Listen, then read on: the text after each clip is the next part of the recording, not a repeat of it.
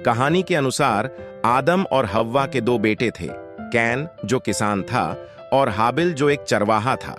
एक दिन दोनों ने परमेश्वर ईश्वर को भेंट चढ़ाने का निर्णय लिया। कैन ने अपनी फसल का कुछ हिस्सा भेंट के रूप में चढ़ाया, जबकि हाबिल ने अपनी भेड़ों के झुंड में से पहली और सबसे अच्छी भेड़ का बलिदान किया। परमेश्वर ने हाबिल की भेंट को स्वीकार कर लिया, लेकिन कैन की भेंट को अस्वीकार कर दिया। इससे कैन को बहुत गुस्सा आया और वह हाबिल से जलने लगा।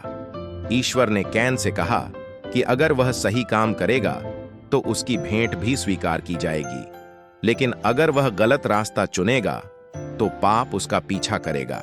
लेकिन कैन ने अपनी ईर्ष्या और गुस्से पर काबू नहीं पाया। एक दिन उसने अपने भाई हाबिल को खेत में बुलाया और वहां उसकी हत्या कर दी। यह मानव इतिहास में दर्ज पहली हत्या मानी जाती है। जब परमेश्वर ने कैन से पूछा कि उसका भाई हाबिल कहां है, तो कैन ने उत्तर दिया, क्या मैं अपने भाई का रक्षक हूं? इसके बाद परमेश्वर ने उसे बताया कि उसे अपने किए की सजा मिलेगी। कैन को पृथ्वी पर भटकने के लिए शापित किया गया और उसे बताया गया कि उसकी भूमि अब उसे फसलें नहीं देगी।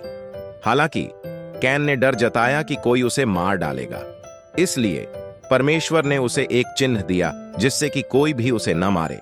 इसके बाद कैन परमेश्वर की उपस्थिति से दूर चला गया और नॉड की भूमि में रहने लगा।